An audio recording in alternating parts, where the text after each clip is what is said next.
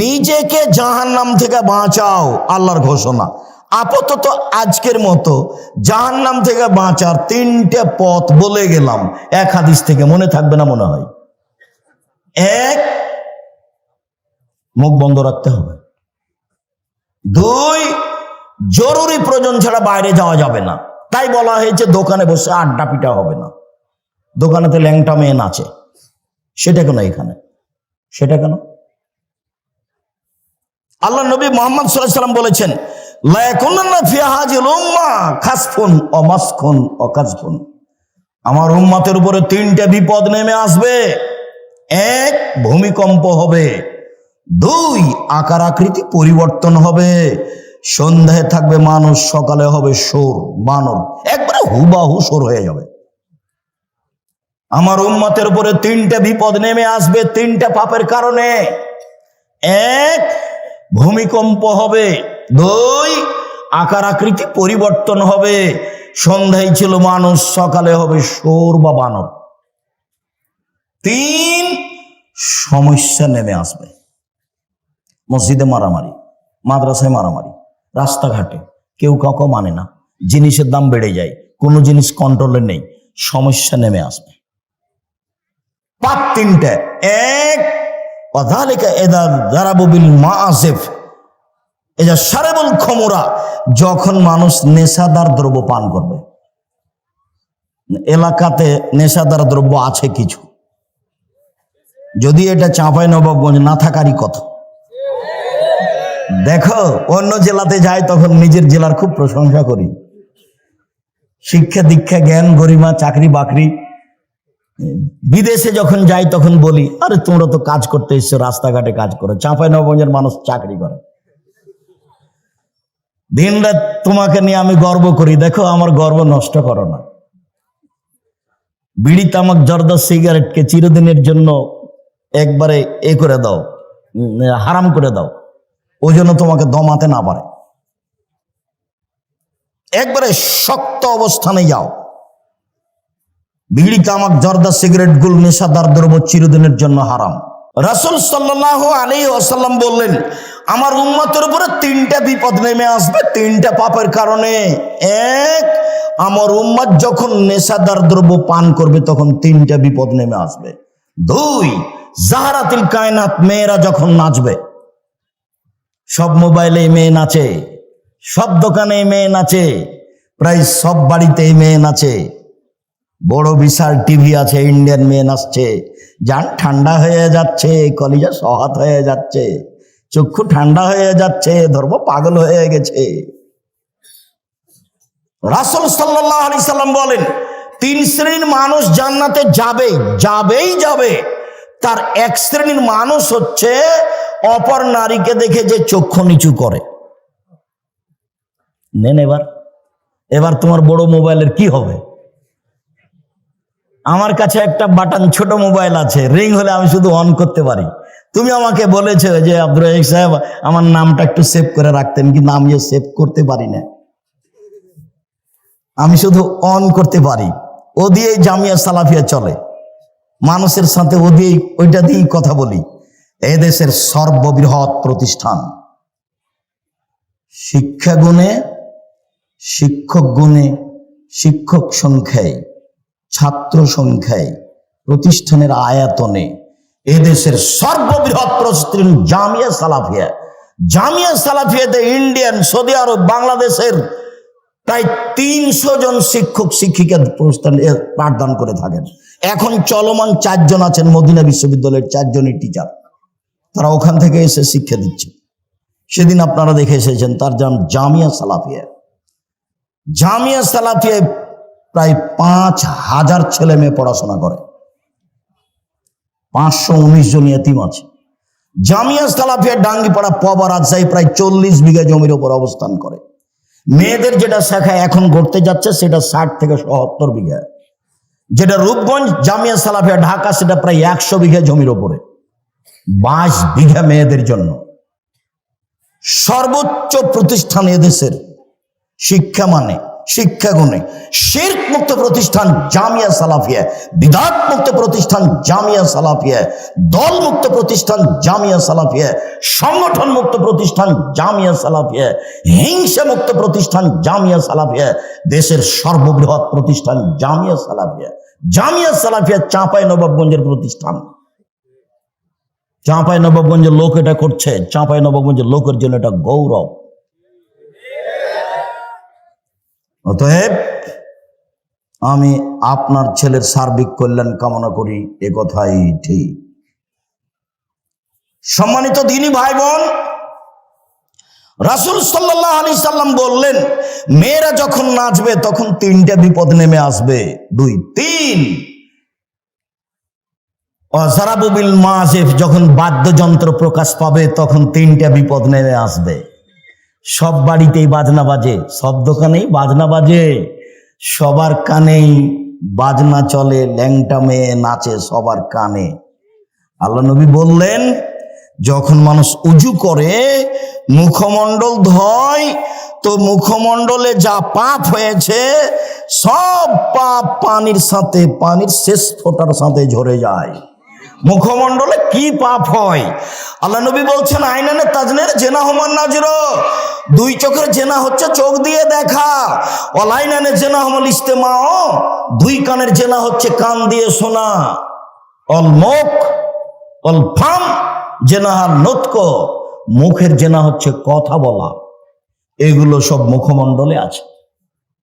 এগুলো বড় বড় জেনার মাধ্যম, কান জেনার মাধ্যম, চক্ষু জেনার মাধ্যম, মুখ জেনার মাধ্যম। বুঝুনি তুমি? না বুঝে তুমি মেয়েটার সাথে দিনরাত গল্প করো প্রেমের জেনার, তুমি মনে করো কেউ দেখে না। ভুল হিসাব তোমার। তুমি মারিয়ামের মতো ভুলে যাও। মারিয়াম বলেছিল, কুনতু নাসিয়া মানসিয়া, আমি জাতির কাছে এমন হতে চাই, আমি মারিয়াম, এটা কেউ জানবে না যে আমি মারিয়াম। কেন? আমি যদি বাচ্চা নিয়ে গ্রামে যাই তাহলে জনগণ বলবে, ছি ছি ছি ছি ছি, তুমি জেনা করে বাচ্চা নিয়ে এসেছো। তুমি বাইতুল মুকাদ্দাসে মসজিদে থাকো, মসজিদ ঝাড়ু দাও, তুমি এমন কাজ করো, আমি কি দিয়ে বুঝাবো গ্রামবাসীকে? বাচ্চা নিয়ে গ্রামে ঢুকলেন, তখন গ্রামের লোকেরা বলল, ছি ছি ছি ছি ছি ছি ছি, তোমার মা ভালো, তুমি এত খারাপ। ছি, তোমার বাপ ভালো, তুমি এত খারাপ। তো আমি মারিয়াম নাসিয়া মানসিয়া হয়ে যেতে চাই, কেউ যেন না জানে আমাকে। ওই মেয়েটার নাম্বার তুমি চিরদিনের জন্য ভুলে যাও। মেয়েটা যে কে এটা তুমি ভবিষ্যতেও মনে রাখবা না, কোনো দিন মনে রাখবা না। নইলে ও তোমাকে ধ্বংস করবে, তোমার বাপকে ধ্বংস করবে, তোমার বংশকে ধ্বংস করবে, তোমার জাতিকে করবে। তুমি সেখান থেকে ফিরে আসো 1 মিনিট, তোমাকে এখানে বাস্তব দেখায়। জুলাইখায় দরজা বন্ধ করেছিল সব। জুলাইখা সব দরজা বন্ধ করে বলেছিল ইউসুফকে, হাই তালাক, এইসব তুমি আমার সাথে জেনায় লিপ্ত হও। তখন ইউসুফ বলেছিলেন, মাযাল্লাহ, আমি আল্লাহর কাছে আশ্রয় চাচ্ছি। বলো কি তুমি? ইন্নাহু রাব্বি হাসানা মাসায়া, আরে তোমার স্বামী আমার মালিক, আমাকে ভালো থাকতে দিয়েছেন, আমাকে ভালো খেতে দিয়েছেন, আমি এই অন্যায় কেমনে করি? তোমার স্বামী আমার মালিক। জুলাইখা, তোমার স্বামী আমার মালিক, আমাকে ভালো থাকতে দিয়েছেন, ভালো খেতে দিয়েছেন, আমি ওই অন্যায় কেমনে করতে পারি? মাযাল্লাহ, আমি আল্লাহর কাছে আশ্রয় চাচ্ছি। এই বলে তিনি দিলেন দৌড়। তখন দরজা খুলে বের হয়েছেন, এটা বোঝা যায় না। তিনি যখন শেষ দরজায় বের হয়েছেন, পিছনে আছে জুলাইখা, সামনে পড়ে গেল জুলাইখার স্বামী। এক জায়গায় 3 জন। জুলাইখার স্বামী, জুলাইখা, ইউসুফ আলাইহিস সালাম। সামনে পড়তেই জুলাইখা বলল, এই দেখেন, কথা উল্টে দিচ্ছে। জুলাইখা বলল, এই দেখেন, আপনি যাকে বাড়িতে রেখেছেন সে আপনার স্ত্রীর সাথে জেনা করতে চায়। এত খারাপ মানুষ আপনি বাড়িতে রাখেন, এর কি শাস্তি হতে পারে? আরে আপনি কি শাস্তি উল্লেখ করবেন? আমি জুলাইখা বলছি, একে যথাযথ পিটন দিতে হবে, নইলে জেলখানায় বন্দি করতে হবে। 12 বছর জেল হলো। 12 বছর পরে সরকারের পক্ষ থেকে ইউসুফকে ডেকে পাঠানো হলো। ইউসুফ বললেন, জি না, আমি জেল থেকে বের হব না যতক্ষণ পর্যন্ত জুলাইখা জাতির সামনে ঘোষণা না দিবে আমি জুলাইখা অন্যায় করেছি, এইসব করেনি, এই ঘোষণার পূর্ব পর্যন্ত আমি এইসব জেল থেকে বের হব না। আমাদের নবী মুহাম্মদ সাল্লাল্লাহু আলাইহি সাল্লাম বললেন, আমার চেয়ে ইউসুফের অনেক ধৈর্য বেশি, আমার চেয়ে ইউসুফের অনেক ধৈর্য বেশি। আরে আমি মুহাম্মদ সাল্লাল্লাহু আলাইহি সাল্লাম যদি 12 বছর জেলে থাকতাম আর সরকারিভাবে যদি আমাকে ডেকে পাঠানো হতো, তাহলে আমি তাড়াহুড়া করে বের হতাম, চলো চলো চলো চলো। আমাদের নবী মুহাম্মদ সাল্লাল্লাহু আলাইহি সাল্লাম বলছেন যে আমার চেয়ে ধৈর্যশীল কে? ইউসুফ আলাইহিস সালাম। ইউসুফ আলাইহিস সালাম বলছেন, জি না, হবে না, আগে জুলাইখাকে জাতির সামনে ঘোষণা দিতে হবে। জুলাইখা ঠিকই 12 বছর পরে জাতির সামনে ঘোষণা দিল, আমি অন্যায় করেছি, ইউসুফ অন্যায় করেনি। এই যে দেখছেন না, নারী হলো 3 জানের বড়ি, নারী হলো 3 জানের বড়ি। গোপন কথা বলা হবে না, সাথে সাথে তার ফাঁদে পড়া হবে না, তার ফাঁদে পড়লে সব কিছু হারিয়ে যাবে। শুনুন, রাসূল সাল্লাল্লাহু আলাইহি সাল্লাম বলেন, 3টা পাপের কারণে আমার উম্মতের উপরে গজব নেমে আসবে। 1, যখন তারা নেশাদার দ্রব্য পান করবে। 2, মেয়েরা যখন নাচবে। 3, যখন বাদ্যযন্ত্র প্রকাশ পাবে। সব দোকানে বাজনা বাজে, সব মোবাইলে বাজনা বাজে। তোমার মোবাইলে যেন আর কখনো কোনো মেয়ে না নাচে, চিরদিনের জন্য তুমি বন্ধ করো। চক্ষু ঠান্ডা করে জান্নাতের মেয়ে ভোগ করার হিসাব করো না। জান্নাতের মেয়ে ভোগ করা অত সহজ নয়, ওরা অত সাধারণ ভাবে নেই।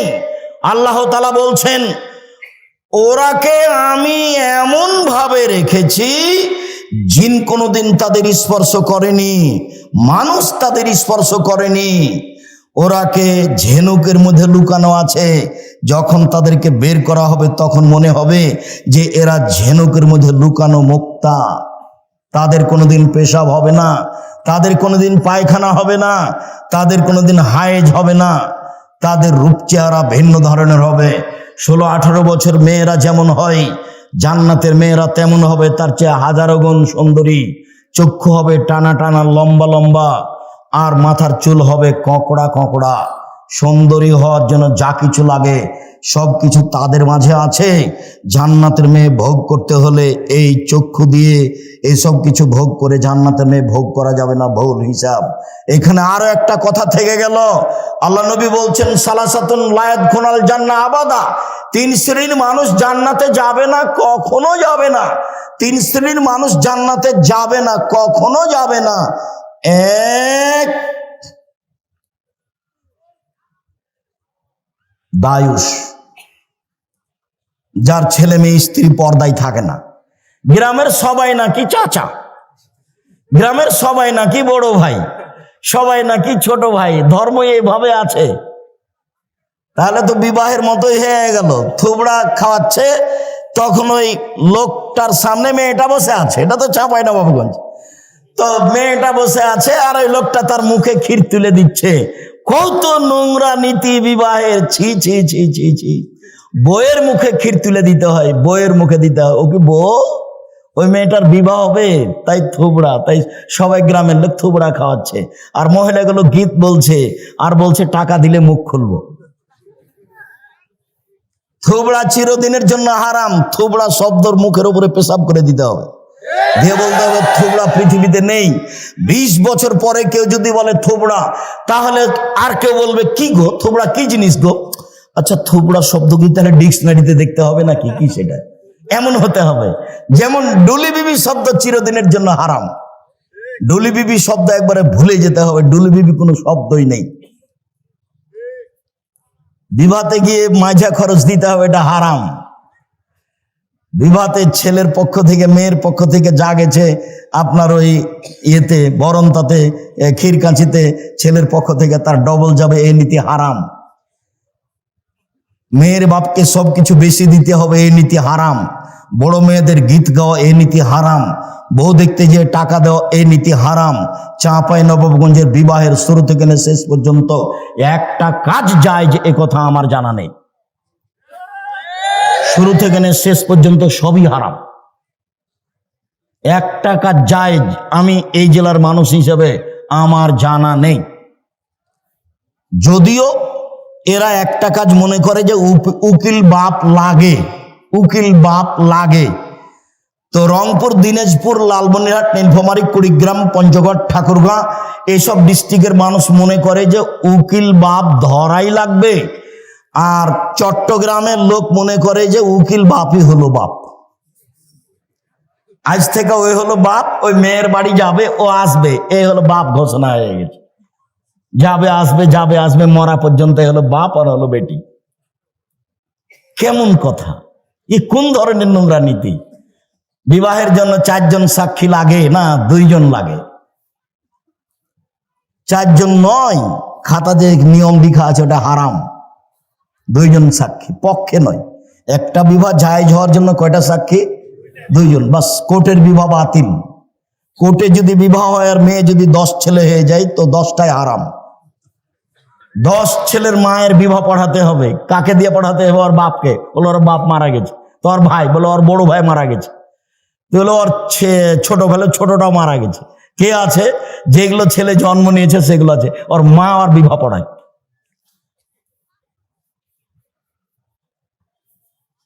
বিবাহ পড়াতেই হবে। কোর্টের বিবাহ বাতিল, কোর্টের বিবাহ বাতিল, কোর্টের বিবাহ বাতিল। আমি বলিনি, ও কথা মুহাম্মদ সাল্লাল্লাহু আলাইহি ওয়াসাল্লাম বলেছেন। বলছিলাম আল্লাহ তাআলা বলেন, তোমরা নিজেদেরকে জাহান্নাম থেকে বাঁচাও, পরিবারকে জাহান্নাম থেকে বাঁচাও। দেখি পরিবারকে কিভাবে জাহান্নাম থেকে বাঁচানো যায়। আবু হুরায়রা রাদিয়াল্লাহু তাআলা আনহু বলেন, রাসূল সাল্লাল্লাহু আলাইহি সাল্লাম বলেছেন, কুল্লু মাউলুদিন ইউলাদু আলাল ফিতরা, প্রত্যেকটা ছেলে মেয়ে ইসলামী ধারণ ক্ষমতা নিয়ে জন্মগ্রহণ করে। প্রত্যেকটা ছেলে দাড়ি ছেড়ে দিতে পারবে, এই ক্ষমতা আছে। প্রত্যেকটা মানুষ মোচ কাটতে পারবে, এই ক্ষমতা আছে। প্রত্যেকটা মেয়ে মাথায় কাপড় দিতে পারবে, এই ক্ষমতা আছে। আল্লাহ নবী বলছেন, সবাই ইসলামী নিয়ম নীতি ধারণ ক্ষমতা নিয়ে জন্মগ্রহণ করে। বাবু ইউহাবেদানেহি, তার বাপ মা তাকে ইহুদি করে দেয়। ইমাজ্জেসানেহি, তার বাপ মা তাকে আগুন পূজক করে দেয়। ইনাসরানিহি, তার বাপ মা তাকে খ্রিস্টান করে দেয়। বাপ মা ছেলে মেয়েকে যেভাবে গড়ে তোলে সেইভাবে গড়ে উঠে। চাঁপাই নবাবগঞ্জের ভাষাতে সঙ্গ দোষে লোহা ভাসে। এটাই হলো বুখারী মুসলিমের হাদিসের তরজমা। সঙ্গ দোষে লোহা ভাসে। এবার তুমি বলো, মেয়েটা ক্লাস 10-এ পড়ে, তার মাথায় কাপড় নেই, এই কাজটা কে করেছে? ওর মা। আমি বলছি ওটার মা নয়, ওটা ওর সৎ মা। ওর মা বলবে, এক মাথায় কাপড় নিতে বাইরে না, কোথায় যাচ্ছিস? দাঁড়া তো ভেঙে দেবো একবারে। ওর মা সব সময় গরম হয়ে থাকবে তার বাচ্চার উপরে। হ্যাঁ, কোথায় গেছিলি এখন? এতক্ষণ গেছিলি কোথায়? ও তো পাহারাদার, আল্লাহ রাসূল বলছে। সঙ্গ দোষে লোহা ভাসে, এটা বুখারী মুসলিমের হাদিসের সারমর্ম কথা। বাপ মা যদি ইহুদি হয়, ছেলে মেয়ে ইহুদি হয়ে গড়ে উঠবে। বাপ মা যদি খ্রিস্টান হয়, ছেলে মেয়ে খ্রিস্টান হয়ে গড়ে উঠবে। বাপ মা যদি আগুন পূজক হয়, ছেলে মেয়ে আগুন পূজক হয়ে গড়ে উঠবে। শুনুন, অনেকদিন বলা আছে, 2টা মেয়ে একসাথে জন্ম নিয়েছে। 2জনই সুন্দরী, দেখতেও ভালো, মেধাও ভালো, একই সাথে জন্ম নিয়েছে, যমজ। একজনের বিবাহ হয়েছে কথার কথা আওয়ামী লীগের ছেলের সাথে, আর একজনের বিবাহ হয়েছে বিএনপি ছেলের সাথে। 2 বোনে এখন আর কথা বলে না। একসাথেই থাকতো, একসাথেই চলতো, একসাথেই খেত। ওর প্রতিক্রিয়া এর ভিতরে ঢুকেছে, ওর প্রতিক্রিয়া এর ভিতরে ঢুকেছে। এটাই শেষ পর্যন্ত হাদিস এরকমই থাকবে। এক খেয়ালে চেয়ে থাকবেন, আমি আপনার সাথে আছি কিছুক্ষণ।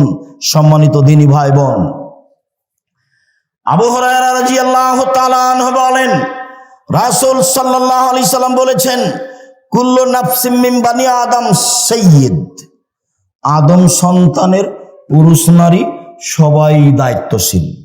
সবাই নিজের নিজ নিজ দায়িত্ব পালন করবে। আদম সন্তানের সবাই দায়িত্বশীল।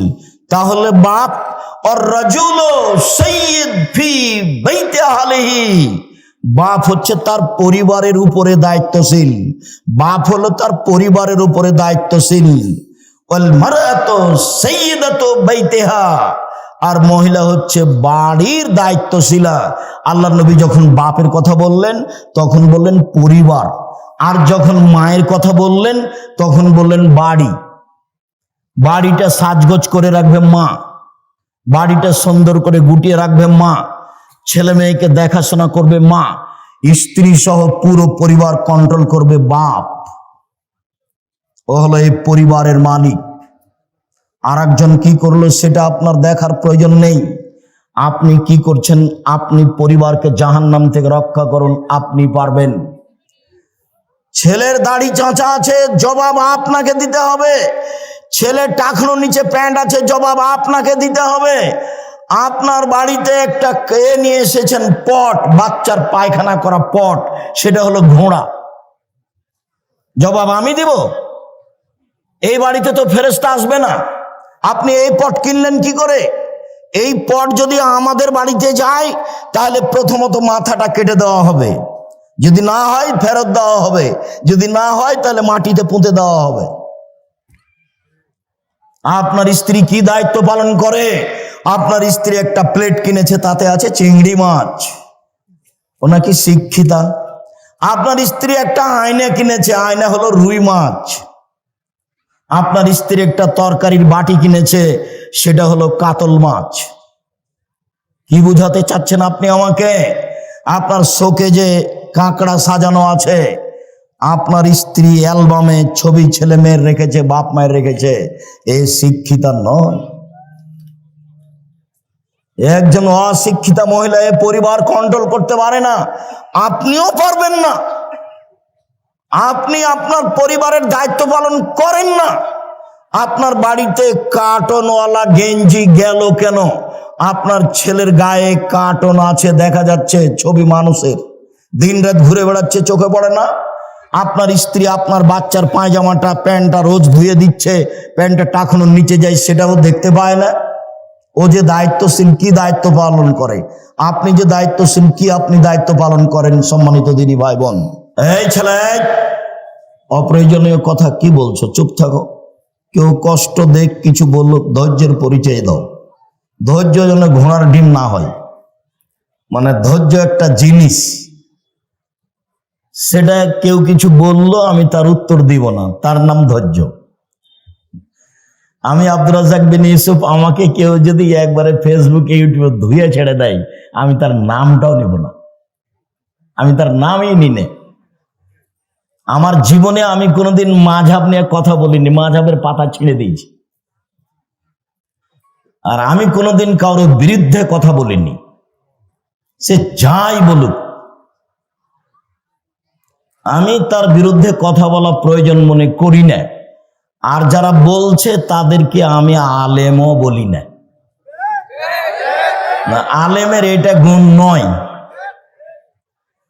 যে ফেসবুক আর আপনার ওই ইউটিউব হবে হাইকোর্ট আর জজ কোর্ট, বিচার ওটাই হয়ে গেল। জালেমের বিচার দুইবার হবে, জালেমের বিচার দুইবার হবে, একবার ইহকালে হবে, একবার পরকালে হবে।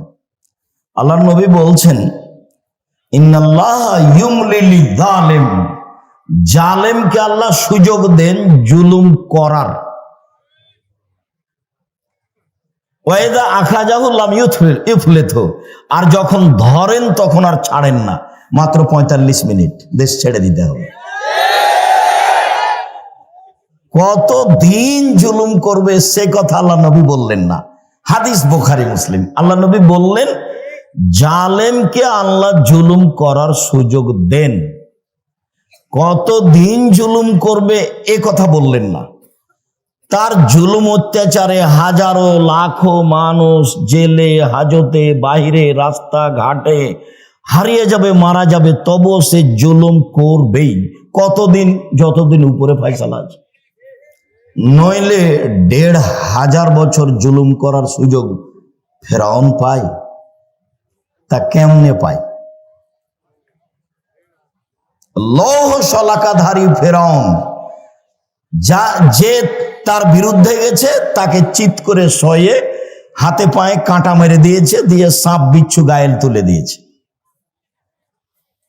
তো আপনাদেরও চোখ ঢেকে বন্ধ করে আয়না ঘরে রাখাও খুব একটা যে কম তার চেয়ে তা নয়, এটাও বছর বছর কম নয়। তো জালেমের বিচার দুইবার হবে।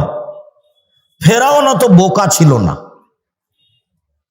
পানি দুই দিকে দাঁড়িয়ে আছে, যেখানে পানির গভীরতা 1 কিলোমিটার সেখানে পানির পাহাড়ের উঁচুতা 1 কিলোমিটার, যেখানে পানির গভীরতা 10 কিলোমিটার সেখানে পানির পাহাড়ের উঁচুতা কত? 10 কিলোমিটার। পানি তো দুই দিকে দাঁড়িয়ে আছে। তো এই রাস্তা দিয়ে মুসা আলাইহিস সালাম চলে গেলেন।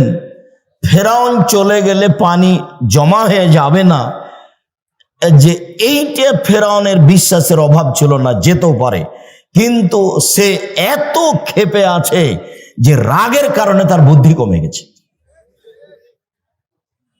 আপনি রেগে গেলেন তো হেরে গেলেন। রাগ মানুষকে ভুল পথে নিয়ে যাবে। তাই একজন লোক এসে বলছেন, আল্লাহ নবী ফাউসিনি বিখাইরিন, আমাকে কল্যাণের উপদেশ দেন। তখন আল্লাহ রাসূল বলছেন, লা তাগজাব, রাগ করো না। আরো বলেন কিছু, লা তাগজাব, রাগ করো না। আরো কিছু বলেন, লা তাগজাব, রাগ করো না। এই কথা রাসূল সাল্লাল্লাহু আলাইহি ওয়াসাল্লাম বারবার বললেন, হাদিস বুখারী মুসলিম। তো রাগের কারণে তার বুদ্ধি কমে গেছিল। সে যখন ভিতরে চলে গেল তখন তো পানি এক জায়গায় জমা হয়ে গেল।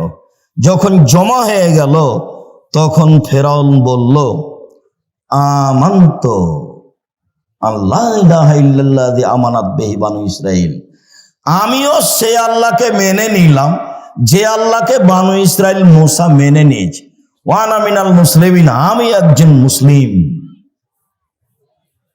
এই কথা ফেরাউন বলল। তা আল্লাহ বললেন, আলান, ও এখন, আসাইতা কাবল, তুমি তো একটু আগে নাফরমান ছিলে, এখন মেনে নিলে? তারপরে বলছেন, আল ইয়াউমা নুনাজ্জিকা বিবাদানিকা লিতাকুনা লিমান খালফাকা আয়া। ফেরাউন, তোমার মুসলিম ঘোষণা দেওয়া তো বহু দূরের কথা, তোমার শরীরটা আমি চিরদিনের জন্য রেখে দিলাম, তোমাকে মানুষ দেখে উপদেশ গ্রহণ করবে যে ফেরাউন ছিল অত্যাচারী, স্বৈরাচারী, স্বেচ্ছাচারী, উদ্ধত, জালেম। মুসা আলাইহিস সালামকে আল্লাহ বলছেন, ফেরাউনের কাছে যান, দাওয়াত দেন। আমার মুখের ভাষা সাবলীল নয়, আমি ভালো ভাষা বলতে পারি না, আমি যাব না। তো বলছেন যেতে হবে, তাহলে ও আমাকে মারবে। আমার পক্ষ থেকে তার ব্যাপারে তার কাছে একটা অপরাধের অভিযোগ আছে, আমি এক থাপ্পড় দিয়ে মানুষ মেরেছি, ও গেলেই আমাকে মারবে। তো বললেন, আমি তোমার সাথে আছি। মারবে কি করবে, আমি সাথে আছি। তো বললেন, তাহলে আমার ভাইকে সাথে দিতে হবে। ঠিক আছে, তাই হলো। তোমার ভাইও সাথে থাকবে। দুই ভাই মিলে চলে গেলেন। গিয়েই বললেন, বানি ইসরায়েলকে ছেড়ে দেন, মানে স্বাধীনতা চাইতে হবে। বানি ইসরায়েলকে দাস দাসীতে পরিণত করে রেখেছেন, বানি ইসরায়েলকে ছেড়ে দেন। তখন ফেরাউন বলতে লাগলো, তোমাকে কি আমি শিশুকালে লালন পালন করিনি? তুমি কি বহু বছর আমার মাঝে থাকোনি? ফেরাউন বলছে, তুমি যা করেছো তা করেছো, তুমি তোমার কর্ম করেছো, এক থাপ্পড়ে তুমি মানুষ মেরেছ, তুমি বড় অকৃতজ্ঞ। এটা ফেরাউন বলল। তখন মুসা আলাইহিস সালাম বলছেন, আমি যা করেছি তা করেছি, আমি ভুল পথে ছিলাম, মানে এক থাপ্পড়ে মানুষ মেরেছি, এটাই ঠিক, আমি তখন ভুল পথে ছিলাম। আমি তোমার ভয়ে দেশ ছেড়েছি। আমার প্রতিপালক আমার প্রতি দয়া করেছেন, আমাকে জ্ঞানে গুণে পূর্ণ করেছেন, তিনি আমাকে নবী করেছেন। তুমি আমার প্রতি অনুগ্রহ করেছ, অনুগ্রহ করে তুমি খোঁটা দিয়েছ, খোঁটা দিয়ে তুমি বানি ইসরায়েলকে দাস দাসীতে পরিণত করেছ, তুমি বড় উদ্ধত স্বৈরাচার, সীমা লঙ্ঘন করেছ। জালেমের বিচার দুইবার হবেই। রাসূল সাল্লাল্লাহু আলাইহি সাল্লাম বললেন, যে বাঁচার পথ তিনটে। এক, নিজেকে কন্ট্রোলে রাখো, বাড়ির বাইরে যায় না। দুই, মুখখান বন্ধ রেখো, মুখ ব্যবহার করো না। তিন, পাপের জন্য কাঁদো, জান্নাত পেয়ে যাবো। এক, মুখ বন্ধ রেখো। ভালো কথা ছাড়া মুখ দিয়ে ব্যবহার করতে পারবে না। চিরদিনের জন্য আড্ডা পিটা হারাম। দোকানে বসে ল্যাংটা মেয়ে নাচবে, আর আপনি বসে চক্ষু ঠান্ডা করবেন, কলিজা ঠান্ডা করবেন, মনটা ঠান্ডা করবেন। এই নোংরা নেক্কারজনক জঘন্য কাজ ত্যাগ করতে হবে। চিরদিনের জন্য দোকানে বসে আড্ডা পিটা হারাম। দুইজন যেখানে বসে আছে সেখানে যাবেন না। উপার্জন করে খান, 5 ওয়াক্ত সালাত আদায় করবেন, এশার সালাত আদায় করে ঘুমিয়ে যাবেন। রাত 10টায় ঘুমিয়ে যাবেন, রাত 3টায় উঠবেন, 5 ঘন্টা ঘুম হয়েছে। 3টায় উঠে কিছু 2 রাকাত সালাত আদায় করবেন, প্রয়োজনীয় জিনিস আল্লাহর কাছে চাইবেন। রাত 3টার পরে আল্লাহ মানুষের নিকটে হয়ে যায়। রাত 3টার পরে যদি মানুষ উঠে, তখন মানুষ কার নিকটে হয়ে যায়? আল্লাহর নিকটে হয়ে যায়। তখন যা বলে সেটাই গ্রহণ হয়। একাধিক সহিহ হাদিস, সে আলোচনা এখন নয়। আপাতত এই যে জাহান্নাম থেকে বাঁচার 1 নাম্বার পথ, মুখ বন্ধ রেখো। মুখ ব্যবহার করতে হবে না, ক্ষমতা দেখাতে হবে না। দাপট দেখে 2 দিন বেঁচে থাকার প্রয়োজন নেই। দাপট হারিয়ে যাবে, দাপট হারিয়ে যাবে, চিরদিন থাকবে না। ক্ষমতা চিরদিন থাকার জিনিস নয়। জরুরি প্রয়োজন ছাড়া বাড়ির বাইরে যাওয়া হবে না। উপার্জন করে আসবেন, বাড়িতে ঢুকবেন, আহাল পরিবার আছে, ছেলে মেয়ে আছে, তাদের সাথে থাকেন, কথা বলেন। 10টায় ঘুমিয়ে, এই ছেলে, জায়গার তুলনায় উপস্থিতি অনেক বেশি। আমি আপনাদেরকে আন্তরিকভাবে অনুরোধ জানাচ্ছি, আমাকে দেখতে পান আর না পান, দয়া করে মুখখান বন্ধ রাখেন কিছু সময়। আপনাকে আমি জোরালোভাবে আন্তরিকভাবে অনুরোধ জানাচ্ছি, আমি আপনার জন্য এসেছি।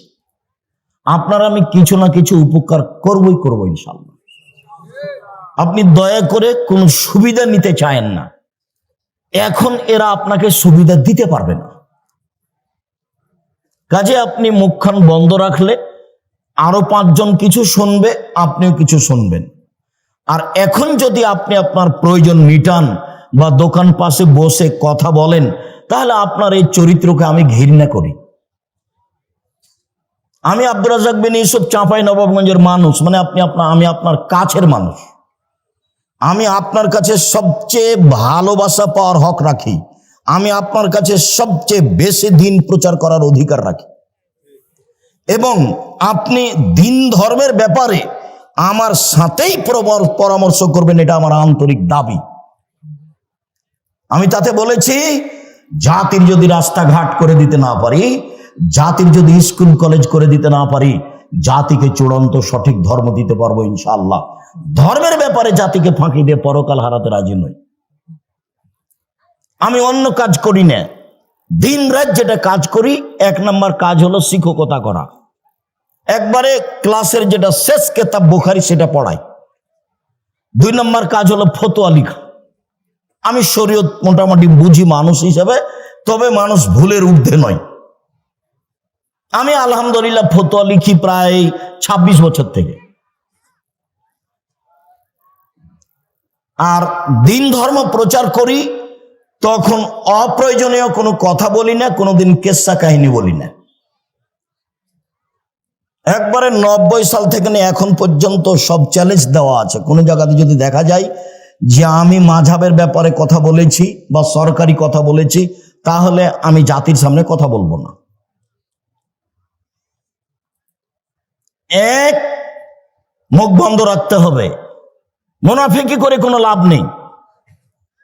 দিন রাত হ্যাঁ করে হেসে এর বিরুদ্ধে বলে এখানে সেখানে গিয়ে তাহাজ্জুদ পড়ে জান্নাত কিনে যাবে না। আর এসব 1 শ্রেণীর অশিক্ষিতা মেয়ে, ওর বাপে বলেছে আমার মেয়ে master degree pass. Master degree pass যে তুমি, তো তোমার মাথায় কাপড় নেই। তুমি কে বললো তোমাকে মাস্টার ডিগ্রি পাস? তুমি কি করে শিক্ষিত হলে? তোমাকে দেখে মানুষ পাপ করে, তোমাকে দেখলেই পাপ হয়। তুমি কিভাবে শিক্ষিতা হলে? শিক্ষিতা মানে শিক্ষা কি মানুষের ক্ষতি করে? শিক্ষা মানুষের ক্ষতি করে না শিক্ষা মানুষের উপকার করে? তো তোমার দিয়ে তো ক্ষতি হয়। আর তোমাকে আমি কি দিয়ে বলবো? তোমার কথাটা আমি পরে বলতে চাচ্ছিলাম, দুঃখিত, আগেই চলে আসছে যে আল্লাহ নবী বলছেন নবীগণের বৈশিষ্ট্য শিষ্টাচার 10টা। এটা বৈশিষ্ট্য নবীগণের। সব নবী এই শিষ্টাচার পালন করেছেন, আদম থেকে নিয়ে মুহাম্মদ সাল্লাল্লাহু আলাইহি সাল্লাম পর্যন্ত সব নবী। শিষ্টাচার 1, এফাউল্লাহ, দাড়ি বড় করতে হবে। ছোট করা, চেঁচে ফেলার কোনো সুযোগ নেই। দাড়ি চেঁচে ফেললে নারীর সাদৃশ্য হয়। দাড়ি চেঁচে ফেললে মানুষ নারীর মহিলার মতো হয়ে যায়। দাড়ি চেঁচে ফেললে পুরুষত্বা কমে যায়। দাড়ি চেঁচে ফেললে চোখের পাওয়ার কমে যায়। তো নবীগণের বৈশিষ্ট্য 1, দাড়ি ছেড়ে দেওয়া তার নিজের গতিতে। 2, কাসুস সারেব, মোচ কেটে ফেলা। মোচ চেঁচে ফেলতে হবে না, কেটে ফেলতে হবে। মোচ কিছু থাকবে, এটা পুরুষের পরিচয়। 3, কাসুল আসফার, নখ কেটে ফেলা। তো তুমি একটা মাস্টার ডিগ্রি পাস মেয়ে, ম্যাট্রিক পাস করেছো, তোমার নখ বড় আছে, তুমি বলো দেখি কিভাবে তুমি শিক্ষিতা?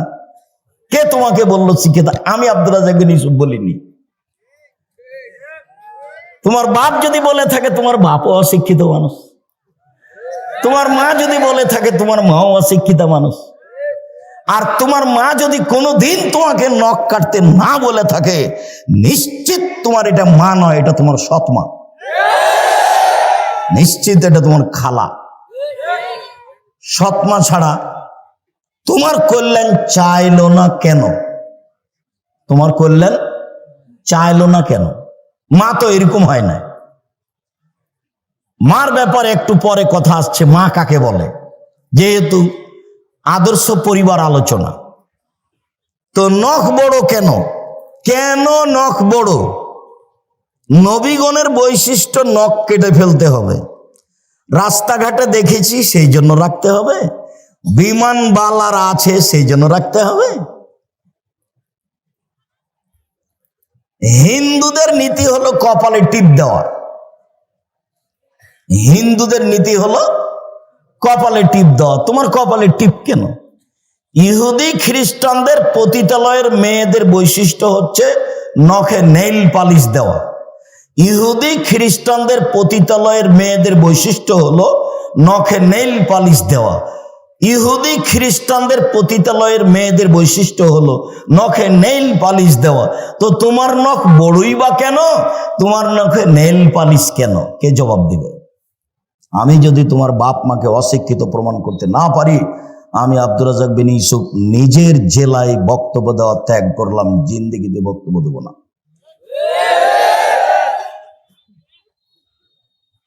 শিক্ষিত হও, চেষ্টা কর। মানুষই চেষ্টা করতে পারে, গরু ছাগল নয়, পশু প্রাণী পারে না। নাথফল এবেদ, বগলের লোম উঠিয়ে ফেলতে হবে। নারী পুরুষ একই হুকুম। বগলের লোম কেটে ফেলার কোনো সুযোগ নেই। যেভাবে সম্ভব, যেভাবে সহজ করেন, উঠে ফেলতে হবে। হালাকুল আনাত, নিচের লোম পরিষ্কার করতে হবে, ঊর্ধ্বে টাইম 40 দিন। যেভাবে সহজ, যেভাবে সম্ভব। পুরুষ নারী একই হুকুম। সব এগুলো নবীগণের বৈশিষ্ট্য। পেশাব পায়খানার পরে পানি দিয়ে পবিত্রতা অর্জন করতে হবে। পানি না থাকলে ঢেল টিস্যু পেপার। পানি আছে তখনও কেউ যদি ঢেল টিস্যু পেপার নেয়, তাহলে সে রাসূলকে অপমান করল। আর যারা বুঝেছে যে আগে ঢেল টিস্যু পেপার, পানি পরে পবিত্রতার জন্য, তারা রাসূলের সাথে অন্যায় আচরণ করেছে। 40 কদম হাঁটার তো কোনো প্রশ্নই আসে না। পায়ের উপরে পা উঠিয়ে খক খক করে কাশার তো কোনো প্রশ্নই আসে না। আমি 1 মিনিটের জন্য ধরে নিলাম, এই ছেলে প্রস্তুত থাকো, কথা যেন কোনোটা মিস না হয়। শোনো, পবিত্রতা তো ভালো কাজ, তো স্বামী 40 কদম হাঁটবে পবিত্রতার জন্য ঢেল নিয়ে, স্ত্রীকে ঢেল নিয়ে 40 কদম হাঁটা লাগবে না? ধর্ম কি একজনের জন্য? স্ত্রীকে পায়ের উপরে পা উঠাতে হবে না? স্ত্রীকে পবিত্রতার জন্য খক খক করে কাশতে হবে না? ভুল হিসাব। রাসূলের কাছে থাকেন, পথ সহজ হবে। বলছে আব্দুর রাজ্জাক সাহেব, বেশ কিছুক্ষণ ঢেল নিয়ে থাকার পরে থাকি এই জন্য যে পেশাব আসছে বলে মনে হয়। 40 ঘন্টা পরে যদি আপনি টিস্যু ফেলেন তবুও মনে হবে যে পেশাব আসলো মনে হয়। কেন? শয়তান এখন আপনাকে বোকা বানিয়েছে। আল্লাহর নবী বলছেন যে মসজিদ থেকে বের হবা না বায়ুর শব্দ স্পষ্ট কানে না শুনলে, আর বায়ুর গন্ধ স্পষ্ট নাকে না আসলে। কেননা শয়তান পেশাব পায়খানা রাস্তায় চলাচল করে। তুমি যদি সন্দেহের মধ্যে পড়ো তাহলে শয়তান তোমাকে বোকা বানাবে। আপনি এখন বলেন যে পেশাব এসে যদি কাপড় ভিজে যায় তবু আর উজু করবো না, এই সর সর শয়তান সর, কাপড় ভিজে যাক তুই সর এখান থেকে, তারপরে কোনো কথা, নইলে আপনি টিকতে পারবেন না। পাপের জন্য কাঁদুন, কথা এখানে সংক্ষিপ্ত করছি, একটা কথা থাকলো, পাপের জন্য কাঁদুন। রাসূল সাল্লাল্লাহু আলাইহি সাল্লাম বলেন, লা ইয়ালিজার রাজুলুন নারা বাকা মিন খাশিয়াতিল্লাহ হাত্তা ইয়ালিজাল লাবানু ফি দারে। গাভীর বাঁট ওলান থেকে চাপ দিয়ে দুধ বের করে ভিতরে ঢোকানো যায় না যেমন, আল্লাহর ভয়ে কাঁদে যে সে জাহান্নামে যাবে না তেমন। এই ছেলে দেখো তো, ওই যে বাচ্চাগুলি কথা বলছে, তোমরা যারা আমাদের এখানে সহযোগিতা করতে এসেছো, ওই বাচ্চাগুলোকে একটু তোমরা কন্ট্রোল করো না। ও তো আমার অসুবিধা করছে, আরো তো 5 জনের অসুবিধা করতেই পারে। আর তোমরা যারা এই পাড়ার ছেলে, আজকে তো তোমরা বক্তব্য শুনতে পাবা না, আজকে আমাদের সহযোগিতা করো। গাভীর বাঁটে ওলানে চাপ দিয়ে দুধ বের করে ভিতরে ঢোকানো যেমন অসম্ভব, আল্লাহর ভয়ে কাঁদে যে তার জাহান্নামে যাওয়া তেমনি অসম্ভব। জান্নাত পাওয়ার সুবিধাজনক একটা বিশাল বড় পয়েন্ট, সেটা হলো রাতে আল্লাহর ভয়ে কাঁদা। আর যখন আল্লাহ নবী বলেছেন যে আল্লাহর কাছে 4টা জিনিস সবচেয়ে প্রিয়, তার 1 নম্বরে যেটা আছে সেটাই সহজ, বাকি 3টাই কঠিন। 1 নম্বরে আছে যে আল্লাহর ভয়ে 1 ফোঁটা চোখের পানি, এটা আল্লাহর কাছে যত প্রিয়, হজ তত প্রিয় নয়, রামাজানে শ্যাম তত প্রিয় নয়, তাসবিহ তাহলিল জিকির আজকার তত প্রিয় নয়। 1 ফোঁটা চোখের পানি আল্লাহর কাছে যত প্রিয়। আব্দুল্লাহ ইবনে উমর রাদিয়াল্লাহু তাআলা আনহু বলেন, এই চলে বসো, অল্প সময়, আপনি বিরক্ত হয়ে আমাকে কষ্ট দিবেন না। আর আমি তাফসির মাহফিল করতে আসিনি যে আপনি বাদাম খাবেন আর আমি কেসা কাহিনী বলবো, এরকম কাজ আমি করি না। আর তাফসির মাহফিলের কথাটা আসতে আপনার সাথে আমি একটা কথা বলে রাখছি, আমি আব্দুর রাজ্জাক বিন ইউসুফ আপনার বাড়ির মানুষ। আমি চাঁপাইনবাবগঞ্জের মানুষ, মানে আমি আপনার বাড়ির মানুষ, আপনার বাড়ির মানুষ আমি হতে চাই। আপনি উপেক্ষা করে কিছু করলে জবাব আপনাকে কিয়ামতের মাঠে দিতে হোক, এটা আমি চাই না।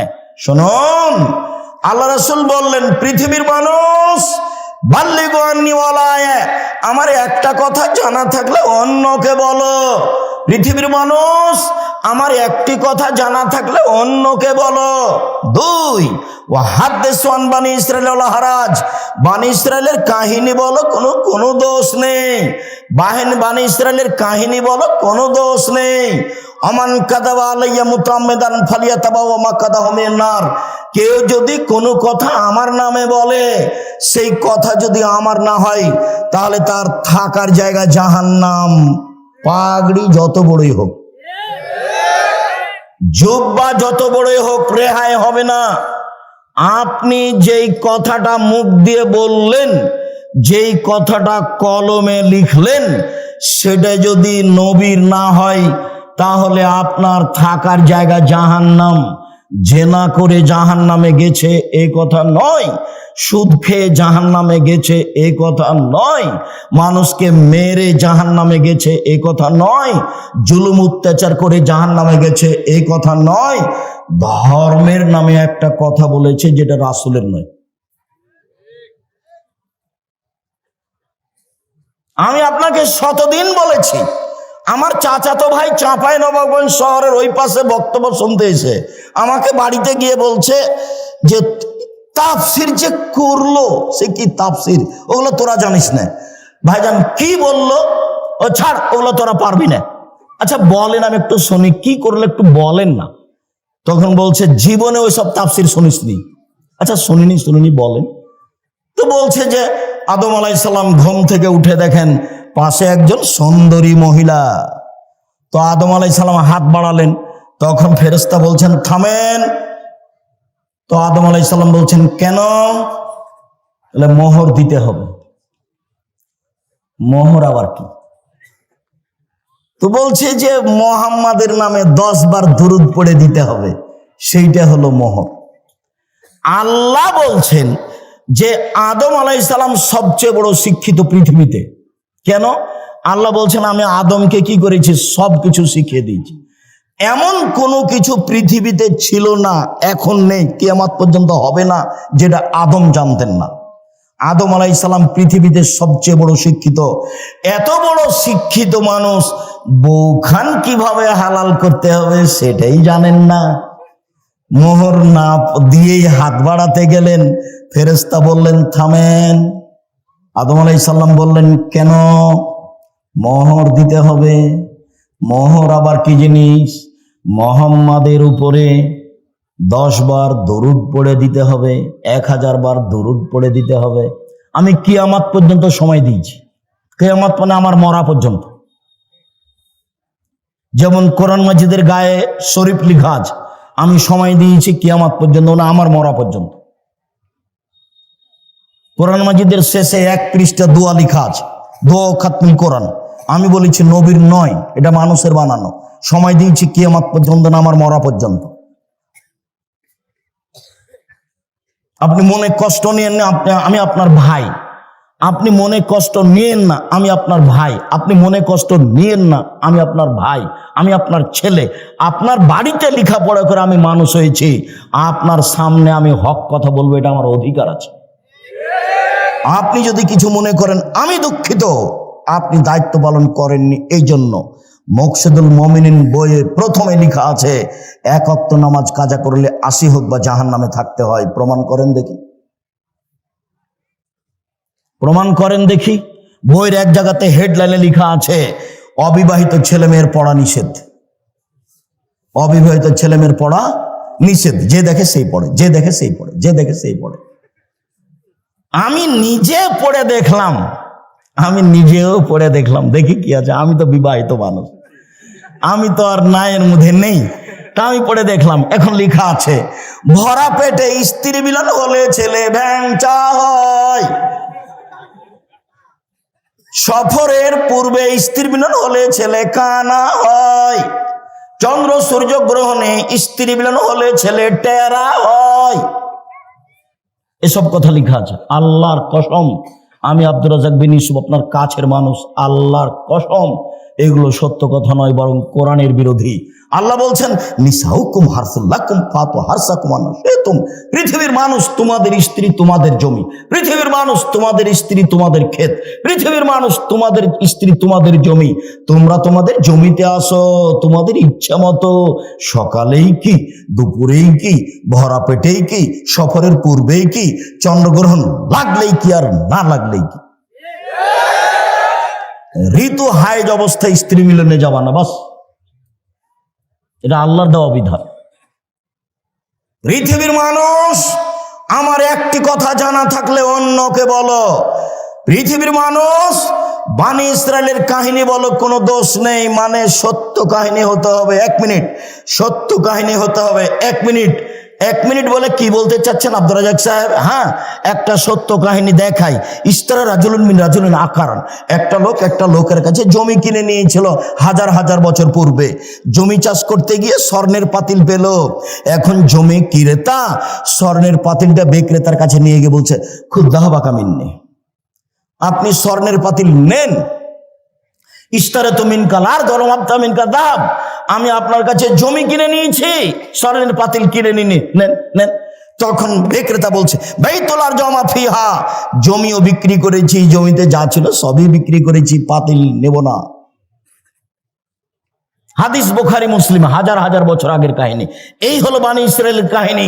পৃথিবীর আলেম ওলামা, তোমরা বানি ইসরায়েলের কাহিনী বলো। ও মুফাসসির সাহেব, আপনি বানি ইসরায়েলের সত্য কাহিনী বলেন, আপনি সহিহ হাদিস বলেন। যদি আপনার কোনো কথা এমন হয়ে যায় যেটা নবীর নয়, তখন থাকার জায়গা জাহান্নাম, পথ ঘাট থাকবে না। যোগ্যা যত বড়ই হোক, পীর যত বড়ই হোক, লাভ হবে না, বাঁচার কোনো পথ নেই। হাদিস বুখারী মুসলিম। আল্লাহ নবী বলছেন কাফাবিল মারে কাদওয়ানি ইউহাদ্দিসু বিকুল্লি মা সামিয়া, মুখ দিয়ে কথা বলার পূর্বে ও যেন তদন্ত করে দেখে, তদন্ত না করে যেন কোনো কথা ধর্মের নামে না বলে। বন্ধ থাক, ধর্ম বন্ধ থাক, তুমি বলিও না। বলতে গেলে দেখে বলিও। আমি বলছি না যে আপনি কাঁদ মাসা করিয়েন না উজুতে, আমি এই কথা বলছি না। আমি বলছি আপনি কাঁদ মাসা করেন, কিন্তু যদি নবীর না হয়ে থাকে তাহলে আপনার কি হবে? আপনার আমি এটা বন্ধ করতে আসিনি। আপনি বলেন আল্লাহুম্মা সাল্লি আলা সাইয়্যিদিনা নাবিয়ানা মুহাম্মদ, বলেন, আমি আপনাকে নিষেধ করিনি, এ কাজ আমি করি না। আপনি বলেন, আমি যেটুকু বলছি সেটুকু হচ্ছে এইটা যদি নবীর না হয় তাহলে আপনার কি হবে? তাকে আপনি তদন্ত করেন, নবীর প্রমাণ হোক। আপনি একজন বড় মুফাসসির, আপনি একজন বড় মুফাসসিরের সহযোগী, আপনি এমনটা করছেন, যদি রাসূলের না হয় তাহলে আপনার এবং তার কি হবে, এইটা আপনি বিবেচনা করছেন না কেন? আমি তো মনে করছি এইভাবে তাফসীর করাটা ঠিক ওইরকম। কেমন? ফাতেমা যেমন বলেছিলেন, ফাতেমা কান্দিয়া কয় আজ বুঝি হুসাইন কারবালাতে শহীদ হয়।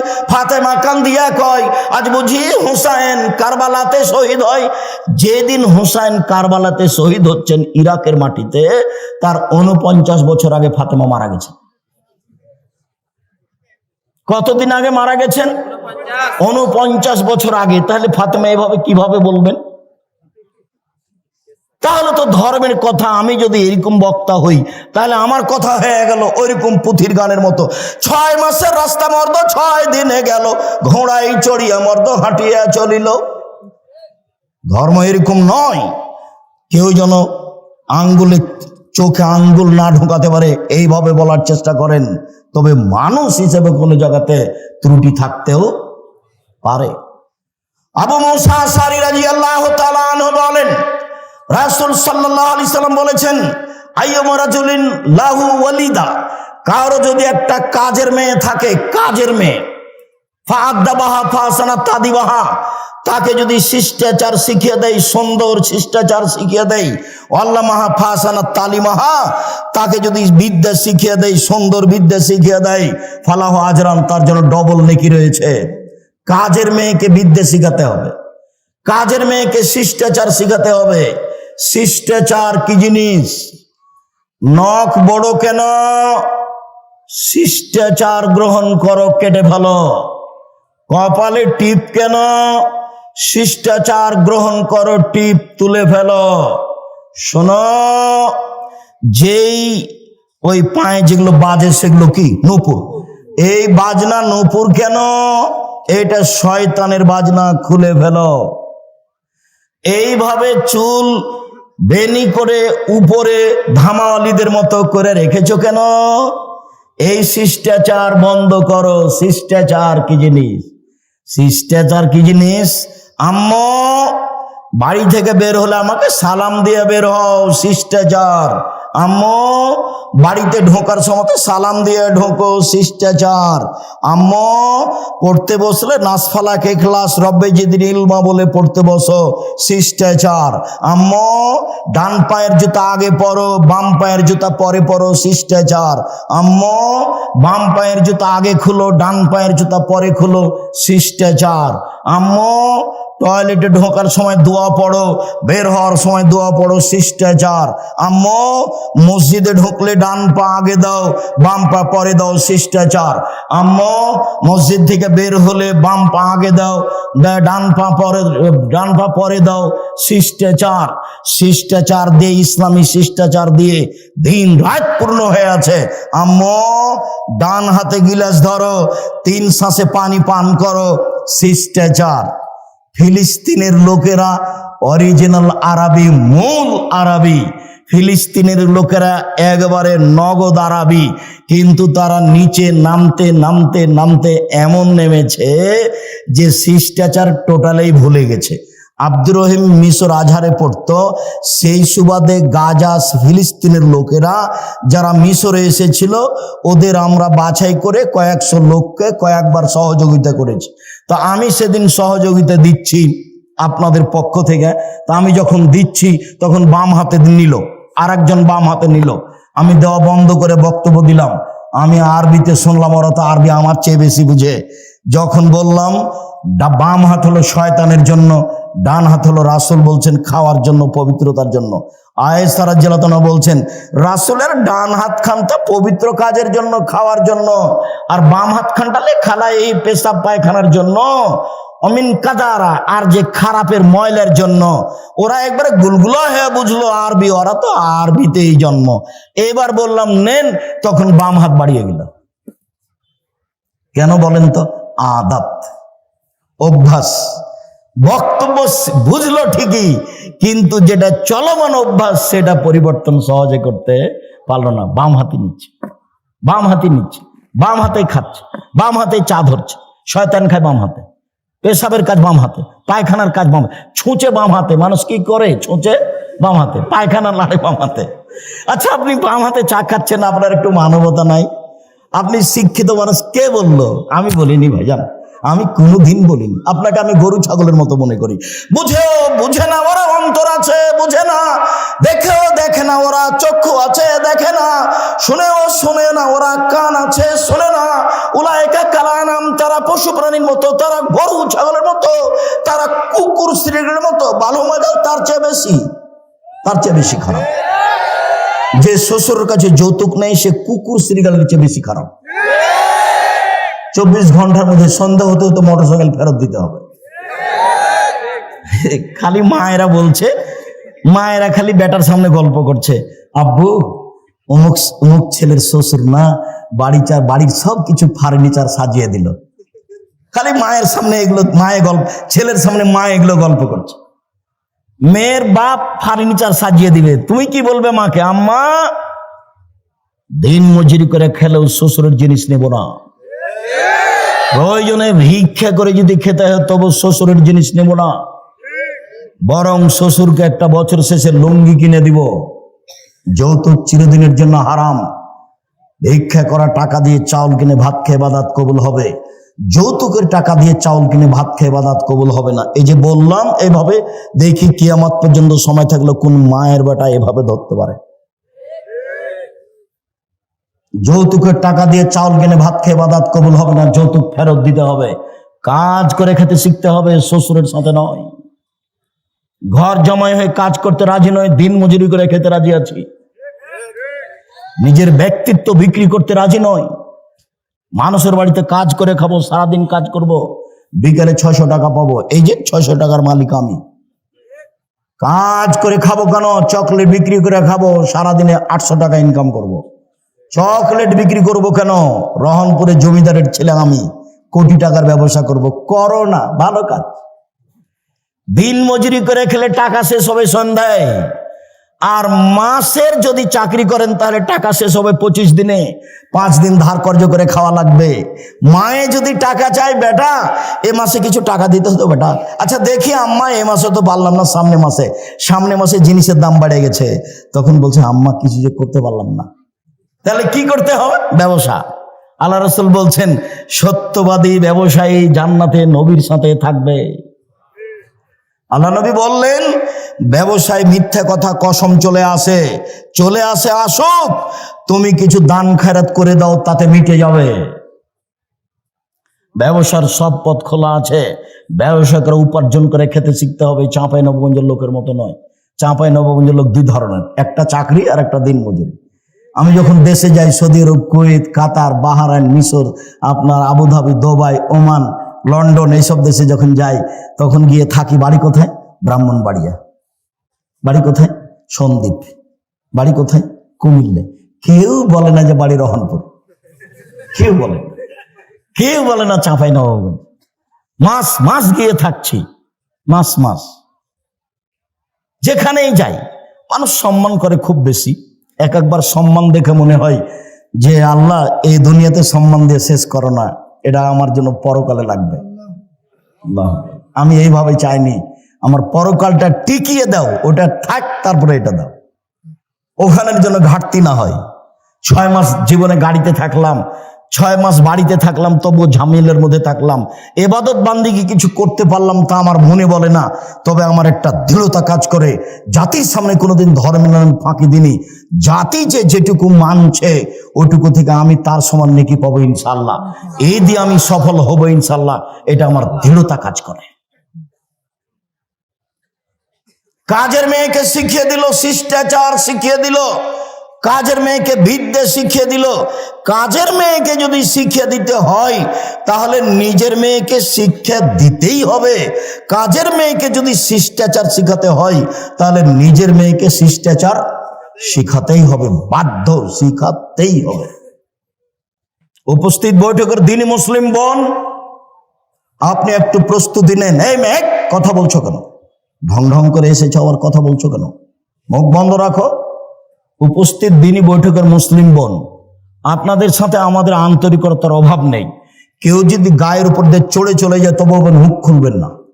আপনি অনুরোধ রক্ষা করেন, আপনার কাছাকাছি এসেছি, আপনার কিছু বলতে চাচ্ছি, আপনি একটু মুখটা বন্ধ করেন, মুখ খুলবেন না, একবারে টোটালি মুখ বন্ধ করেন। কেউ যদি গায়ের উপর দিয়ে চড়ে চলে যায় আপনি তার প্রতিশোধ নেবেন না। আচ্ছা, গেছে, চুপ থাকেন আপনি। এইদিকে শুনেন, আসলে মাকে বহুদিন বলেছি, অনেক ছেলের জানা আছে, আপনারও জানা আছে। কথাটা পুনরায় বলে এটাকে আপনার কাছে শক্ত করতে চাচ্ছি, শুনুন। জাবের বলছেন রাদিয়াল্লাহু তাআলা আনহু, আমরা একদা রাসূলের সাথে যুদ্ধ করে আসছিলাম, মদিনায় ঢুকবো। তখন আল্লাহ রাসূল বলছেন, এই থামো থামো থামো, তোমরা এখানে থামো, রাতে সকালে বাড়িতে যাব। তো আমি জাবের বললাম, আল্লাহর নবী, আমি নতুন বিবাহ করেছি, আমাকে বাড়ি যেতে অনুমতি দেন। তখন আল্লাহ রাসূল আমাকে বলছেন, ও তুমি বিবাহ করেছ? বিকরা নাম সাইয়্যিবা, কুমারী মেয়ে বিবাহ করেছ না তালাক প্রাপ্তা মেয়ে বিবাহ করেছ? আমি বললাম, আল্লাহর নবী, আমি তালাক প্রাপ্তা মেয়ে বিবাহ করেছি। ওর বিবাহ হয়েছিল, তার স্বামী তাকে ছেড়ে দিয়েছে, আমি তাকে বিবাহ করেছি। তখন আল্লাহ রাসূল বলছেন, আরে হাল্লা বিকরান তুলায়বকা, তুমি কুমারী মেয়ে কেন বিবাহ করলে না? তুমি অবিবাহিতা মেয়ে কেন বিবাহ করলে না? তুমি তার সাথে খেলতে, ও তোমার সাথে খেলতো, তুমি তার সাথে খেলতে, ও তোমার সাথে খেলতো। তখন জাবের বলছেন, আল্লাহর নবী, আমার আব্বা উহুদের যুদ্ধে শহীদ হয়েছেন 9 জন মেয়ে রেখে। এক খেয়ালে চেয়ে থাকো ছেলেরা তোমরা, ভাইজান আপনি এক খেয়ালে চেয়ে থাকবেন। জাবের বলছেন, আল্লাহর নবী, আমার আব্বা শহীদ হয়েছেন 9 জন মেয়ে রেখে, আমার 9 জন বোন আছে। আক্রাহ আন উজাব আন আতাজাওয়াজা মিসলাহুন্না, আমি আমার বোনদের সমবয়সের মেয়েকে বিবাহ করা পছন্দ করছি না 4টা কারণে। আমি বেশি বয়সের মেয়ে বিবাহ করেছি 4টা কারণে।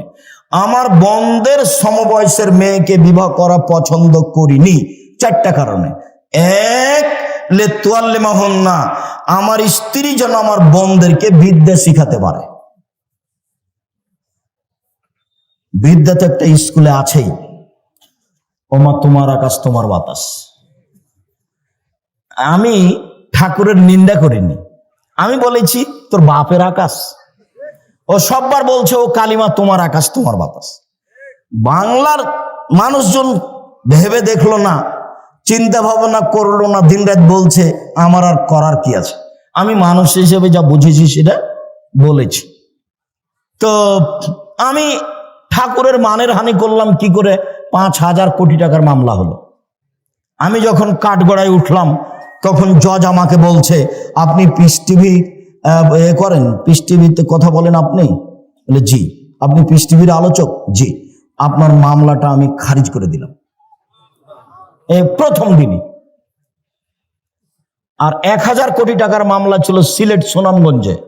তো আমি যখন কাঠগড়ায় দাঁড়ালাম তখন আমাকে বলছে, এভাবে দেখেন, আপনার সাথে মামলা নিয়ে আমার কোনো কথা নেই। ওই নথিটা এভাবে উল্টে দিলেন, দিয়ে বলছেন আপনার সাথে কিছু কথা। আমার বক্তব্যকে তো একবার তন্ন তন্ন করে দেখেছে। বলছে যে আল্লাহর নবী এবং আয়েশা একসাথে গোসল করলেন, উভয়ের পরনে কাপড় ছিল না, এই কথাটা আপনি কেমনে বললেন? কিভাবে বলতে পারেন? আমি তো উত্তর দিব না, কিছু বলবো না। আমাকে উকিল বলেছে, যাই বলুক মুখ খুলবেন না, এর নাম জজ, যেটা বলবে সেটাই হবে, মুখ খুলবেন না। চিরদিন আপনার কথা শুনেছি, আজকে আমার কথা শুনবেন দয়া করে। ঠিক আছে, আপনার কথাই শুনবো, মুখ খুলবো না। বলছে, এক বালতি গরুর পেশাবে কাপড় ভিজিয়ে দিলে তাতে সলাৎ হবে, এই কথা আপনি কেমনে বললেন? হুসেন আহমদ মাদানি শিরক করেছেন ডালিম গাছের নিচে বুখারী পড়িয়ে, আপনি এ কথা কেমনে বললেন? কথা কিন্তু হুবহু এরকম নয়, মানে কমবেশ করে বলা হচ্ছে। তো 16 মিনিট কথা বলার পরে একটানা 16 মিনিট কথা বললেন, আমি মুখ খুলিনি। 16 মিনিট পরে বলছে যে আপনি এই কারণে এখানে এসেছেন আমার মনে হচ্ছে না, অন্য কিছু কারণ হবে। মানে আপনি বলেছেন শাহজালাল সিলেটির কবর ভেঙে দিতে হবে, ওই জন্য আপনি এখানে এসেছেন। আসলে আপনি ঠাকুরকে বলেছেন যে তার বাপের আকাশ, এই জন্য আপনি আসেননি, ওই কারণে এসেছেন। তারা মানে মাঝারি মানুষ তারা। তো বললো যে আপনার কি জামিন মঞ্জুর করা হলো? উনি বললেন না যে আপনার মামলা খারিজ করে দিলাম, উনি বললেন জামিন মঞ্জুর করা হলো। আর যারা সামনে ছিল তাদেরকে বললেন যে আপনারা তার সাথে কথা বলবেন না। তারপরে একবার গেছিলাম, তারপরে আর যাওয়া লাগেনি, আলহামদুলিল্লাহ। বলছিলাম, সম্মানিত দ্বীনী ভাই বোন, রাসূল সাল্লাল্লাহু আলাইহি ওয়াসাল্লাম যেভাবে বললেন, জাবের বলছেন রাসূলের উত্তরে, এক, আমার স্ত্রী যেন আমার বোনদেরকে বিদ্যা শিখাতে পারে। 2, আমার স্ত্রী যেন আমার বোনদেরকে শিষ্টাচার শিখাতে পারে। উপস্থিত বৈঠকের দ্বীনী মুসলিম বোন শুনেন, এই মেয়ে শোনো, শিষ্টাচার কি জিনিস? শিষ্টাচার কি জিনিস? বাড়ি যাওয়ার সময় একটা বই নিয়ে যাবো, আদর্শ পরিবার। আদর্শ পরিবারের শুরু থেকে শেষ পর্যন্ত সবই শিষ্টাচার, সবই শিষ্টাচার। ছেলেরা হাতে মেহেদি লাগাতে পাবে না, ছেলেরা মেহেদি লাগাবে মাথার চুলে ও দাড়িতে, যেটা সাদা হয়ে গেছে। মহিলারা হাতে মেহেদি দিবে, হাতে তো মেহেদি দিবেই, পায়েও দিতে হবে, হাত ও পায়ে দুইটাতে দিবে। তো আমাদের চাঁপাইনবাবগঞ্জে তার কথা ছড়িয়ে আছে, আল্লাহর নবী দাড়িতে মেহেদি দিয়েছিলেন, সেই জন্য পায়ে দেওয়া যাবে না। কথা যে মিথ্যে, ঠিক আছে, আল্লাহ নবী দাড়িতে মেহেদি দিয়েছিলেন, কথা তো ঠিক। তো আল্লাহ নবী দাড়িতে তো আতরও দিয়েছিলেন। তো আল্লাহ নবী বললেন, হায়জলা ঋতুওয়ালা মহিলারা যখন ঋতু থেকে পবিত্র গোসল করবে তখন লজ্জা স্থানে আতর ব্যবহার করবে। তো আল্লাহ নবী দাড়িতে যে আতর লাগিয়েছেন, এবার সবাই মনে হয় কথা ধরতে পারেননি, আবার বলবো নাকি? বলবো, আল্লাহর নবী দাড়িতে মেহেদি লাগিয়েছেন, ভালো কথা। আমরা বুঝলাম যে সেই জন্য মেহেদি মহিলারা পায়ে লাগাবে না, দাড়ির একটা না, মেহেদির একটা সম্মান হয়ে গেছে। তো আল্লাহ নবী বলছেন যে যাদের হায়েজ হয়েছে মহিলারা, ওরা যখন হায়েজ থেকে গোসল করে পবিত্র হবে, তখন আল্লাহ নবী বললেন যে ওরা যেন লজ্জা স্থানে আতর ব্যবহার করে। তো আতর যে আল্লাহ নবী দাড়িতে লাগিয়েছেন, এইবার তার মানে হলো এই লজ্জা স্থানে না লাগানো জিনিস, দাড়িতে লাগানো জিনিস লজ্জা স্থানে চলে, সেইটা যদি চলে তো পায়ে কেন চলে না? কথা এরকম নয়, কথা হলো এরকম যে দাড়ি পেকে গেলে মেহেদি লাগাতে হবে। মেহেদি একটা জিনিস, এর মান বাড়লো কমলো এটার বিবেচনা করা যাবে না।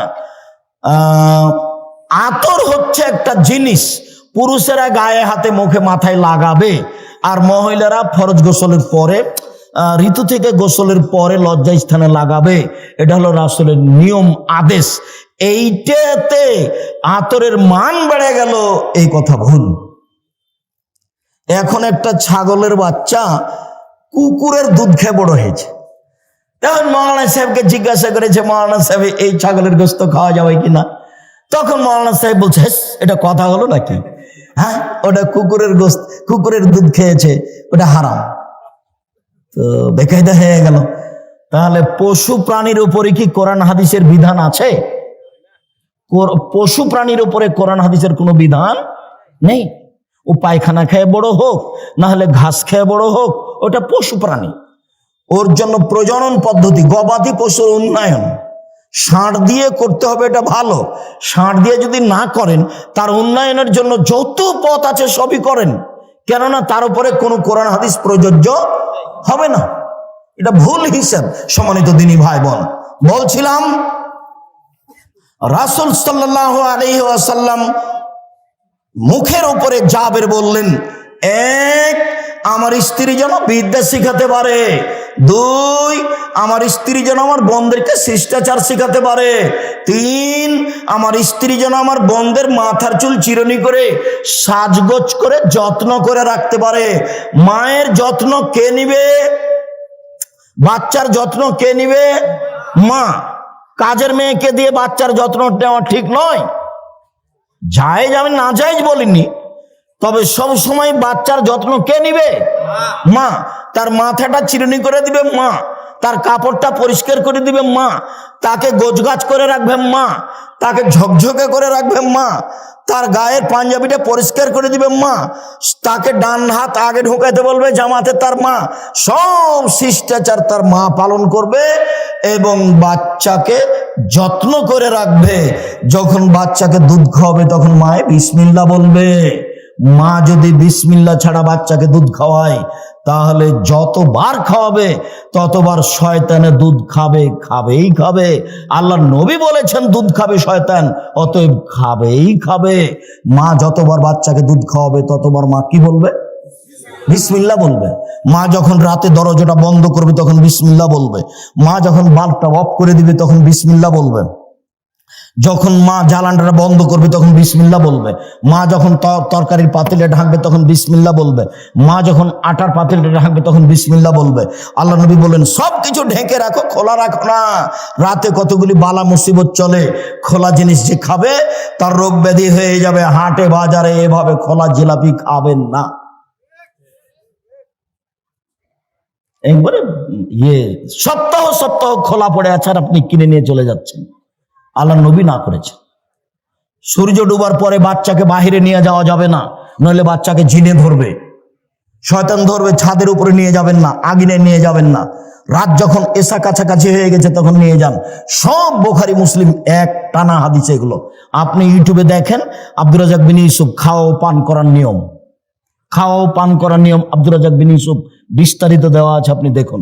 সম্মানিত দিনী ভাই বোন, চার, অতাকুম আলাইহিন্না, আমার স্ত্রী যেন আমার বাচ্চাদেরকে পাহারা দিতে পারে। উপস্থিত বৈঠকের মুসলিম বোন, এই কথা বলছো কেন? কথা বলছো কেন? চারটা সিরিয়াল করো তো দেখি। তুমি মা, তুমি আদর্শ মা, তুমি বুদ্ধিমতী মা, তুমি মা, আপনি মা, আপনি বুদ্ধিমতী মা, আপনি হস্তিনী নন, আপনি ভালো মা। এক, বাচ্চাকে বিদ্যা শিখাতে হবে। দুই, বাচ্চাকে শিষ্টাচার শিখাতে হবে। তিন, বাচ্চাকে যত্ন করে রাখতে হবে। চার, বাচ্চাকে পাহারা দিতে হবে। এবার বলেন আপনি, যে মেয়েটা মাথায় কাপড় না দিয়ে দেয়নি তার মা কি পাহারাদার? তার মা পাহারাদার নয়।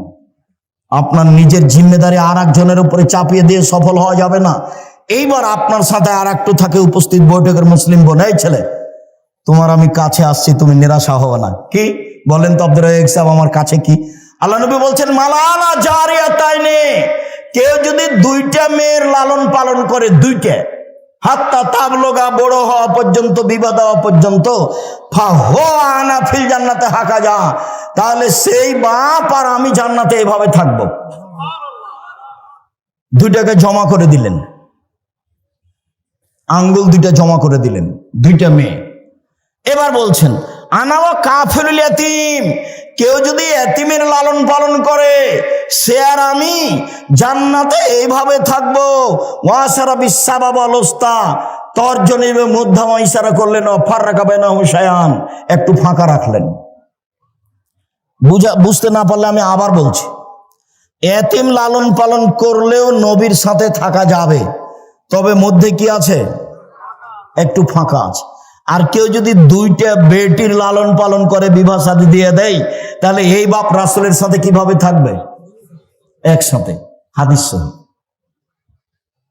আর একটা বলি, আল্লাহ নবী বলছেন মানা আলা সালাসা বানাতিন, কেউ যদি তিনটা মেয়ের লালন পালন করে, ওয়া আদাবাহুন্না, শিষ্টাচার শিখিয়ে দেয়, ওয়া আল্লামাহুন্না, বিদ্যা শিখিয়ে দেয়, ওয়া জাওয়াজাহুন্না, বিবাহ শাদী দিয়ে দেয়, আহসানা ইলাইহিন্না, তার সাথে সদাচরণ করে, একবারও বলে না এই তোর মুখ ভেঙে দেবো, এই তোর দাঁত খুলে দেবো, এই তোর স্বভাব খারাপ, এই তোকে এই করবো সেই করবো, একবারও বাপ মেয়েকে ভাবে বলে না, সব সময় আদর করে। চাঁপাই নবমুজের ভাষাতে বলে আম্মু কি নিবা আম্মু, ওরে মাকে একদিন আম্মু বলেনি, একবারে বলে শেষ করছে। আচ্ছা ঠিক আছে বলেন, সমস্যা নেই, তবে মাকে ভুলে যাবেন না। আমার একটা পরামর্শ মনে রাখবেন, সালাম ফেরার পূর্বে কি বলবেন? রব্বির হামহুমা কামা রাব্বায়ানি সাগীরা। আর একটা কথা মধ্যে বলে নি, যেটা ভারী আর এটা সহজ, সেটা হলো এই, একজন সাহাবী এসে বলছেন আল্লাহর নবী, আমার পিতা মারা গেছেন, ও তারাকা মালান, টাকা পয়সা ছেড়ে গেছেন, অলাম ইউসিনি, আমাকে কোনো উপদেশ দিয়ে যাননি,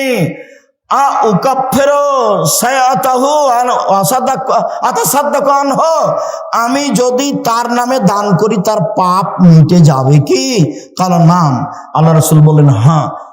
তিনি বললেন না বড় পাপ, তিনি বললেন না ছোট পাপ, তিনি বললেন তুমি দান করলে তোমার বাপের নামে তোমার বাপের পাপ মিটে যাবে। আল্লাহ নবী, আমার মা হঠাৎ মারা গেছেন, লাউ তাকাল্লামাত তাসাদ্দাকাত, আমার মা কথা বলতে পারলে দান করতেন, আমি যদি আমার মায়ের নামে দান করি ওয়ালাহা সাওয়াব, তার কি নেকি হবে? তার নাম। আল্লাহ রাসূল বললেন হ্যাঁ। সব বুখারী মুসলিমের হাদিস। তাহলে মরা বাপ মায়ের নামে একটা থাকলো দুয়া আর একটা থাকলো দান। হজ করে বাপের উপকার করতে পারবেন না, রমজানের সিয়াম থেকে বাপের উপকার করতে পারবেন না, কোরআন তেলাওয়াত করে বাপের উপকার করতে পারবেন না, দিন মজুরি করে বাপের উপকার করতে পারবেন, দিন মজুরি করে। এই ছেলেরা আপনারা একবারে চুপচাপ থাকবেন, আমি শেষের দিকে চলে এসেছি, আর কেউ উঠে গিয়ে পরিবেশ নষ্ট করবেন না। মনে হয় এটা একটা কোনো প্রতিষ্ঠানের সহযোগিতায় প্রোগ্রাম, তো আপনাদের কাছে ছেলেরা যাবে, 10 টাকা হোক, 20 টাকা হোক, 5 টাকা হোক, 50 টাকা হোক, ফিরিয়ে দিবেন না। আল্লাহ নবী বলেছেন যে যতটুকু দিবে তার ততটুকু পূর্ণ হয়ে যাবে, যতটুকু দিবে না তার ততটুকু ক্ষতি হয়ে যাবে। এই ছেলে গেলে উঠবো না, আমি কাছাকাছি চলে এসেছি, আমার এই কথাকে তুমি মূল্যায়ন করো। উপস্থিত বৈঠকের মুসলিম বোন, আপনাকে এখানে আমি জরুরিভাবে বলছি যে আপনি 4টা কাজ করেন, আপনার জান্নাতের সব দরজা খোলা আছে। এই ছেলে, এই কথাটা শেষ হয়নি। 3টে মেয়ে যদি লালন পালন করো, এই ছেলে তোমার 2টা মেয়ে হয়েছে, সেই জন্য তোমার চাচি বলছে কি করবি কি করবি, যে 2টে মেয়ে হয়েছে কি করবি, ডিপিএস খুল। তার একটা মেয়ে হয়েছে, তো দাদিতে বলছে বউ তালাক দিয়ে দে, এই বউ ভালো নয়। আচ্ছা দাদি এই কথা বললো, তো বউ কি করলো? দাদি তো বুঝলো না বউ কি করেছে, দোষ হলে তো তোমার দোষ। এখন আল্লাহর নবী কি বলছেন তোমার ব্যাপারে শোনো। তোমার মা তো বললো এই, দাদি বললো এই, আল্লাহ নবী বলছেন কেউ যদি 3টে মেয়ের লালন পালন করে তাহলে বিচারের মাঠে মেয়ে 3টে হবে অন্তরাল। এইদিকে দেখো, ওইদিকে আছে জাহান্নাম, ওইদিকে আছে জাহান্নাম, আর এদিকে থাকবে তার বাপ, আর মধ্যে থাকবে 3টে মেয়ে। যতক্ষণ পর্যন্ত বাপের জান্নাত ঘোষণা না হবে ততক্ষণ পর্যন্ত এই 3টে মেয়ে এখান থেকে সরবে না। বলছে কুন্নাল্লাহু সিতরান মিনান নারে, মেয়ে 3টি বাপের জন্য জাহান্নাম থেকে অন্তরাল হয়ে যাবে। যতক্ষণ পর্যন্ত বাপের জান্নাত ঘোষণা না হবে ততক্ষণ পর্যন্ত মেয়েরা এখান থেকে সরবে না। 10টা ছেলেকে যদি মাস্টার ডিগ্রি পাস করান 1 পয়সা লাভ নেই। আব্দুল রাজ্জাক সাহেব ছেলেকে পড়াবো কেন? জন্ম দিয়েছেন এই জন্য। শুধু পড়াবেন, জন্মের 7ম দিনে আঁকিকে দিতে হবে প্রয়োজনে ভিক্ষা করে। এত শক্ত করে বলছেন কেন? এই জন্য যে আঁকিকা হলো বাপের জিম্মেদারি। আঁকিকার সাথে কুরবানির কোনো সম্পর্ক নেই। কুরবানি হলো দামি পশু। কুরবানি মানে শিং আছে কিনা দেখো, কুরবানি মানে ডেঁটেছে কিনা দেখো, কুরবানি মানে কান ঠিক আছে কিনা দেখো, কুরবানি মানে খুর ঠিক আছে কিনা দেখো, কুরবানি মানে শিং ঠিক আছে কিনা দেখো, কুরবানি মানে মোটা তাজা কিনা দেখো। নেকির কাজ, আকিকা নেকির কাজ নয়, বাপের জিম্মেদারি। 7ম দিনের দিন করতে হবে। কানা হোক, ল্যাংড়া হোক, টেরা হোক, 500 টাকা দামের হোক, 2 বছরের হোক, 2 মাসের হোক, দিতেই হবে। প্রয়োজনে ভিক্ষা করে আকিকা দিতে হবে। 7ম দিনের দিন নাম রাখতে হবে, ছাগল জবে করতে হবে, মাথা নেড়ে করতে হবে, চুল সমপরিমাণ রূপা দান করতে হবে। 1, নাম রাখতে হবে। 2, ছেলের জন্য 2টা, মেয়ের জন্য 1টা, ছাগল ছাগি ভেড়া ভেড়ি দম্বা দম্বি জবে করতে হবে। 3, মাথা নেড়ে করতে হবে। ডাক্তার বলেছে দেরি করেন, দেরি নয়। নবী বলেছেন 7 দিনের দিন মাথা নেড়ে করতে হবে। 4, চুল সমপরিমাণ রূপা মূল্য দান করতে হবে। বাপের জিম্মেদারি। খাতনা দিতে হবে, অনুষ্ঠান করতে হবে না। খাতনা দিতে হবে, অনুষ্ঠান করতে হবে না। আকিকা অনুষ্ঠান করা যায়। কিভাবে করব? আপনি যে বলছেন গরু আকিকা দেওয়া যাবে না, আরে গরু আগের দিন জবে করেন না,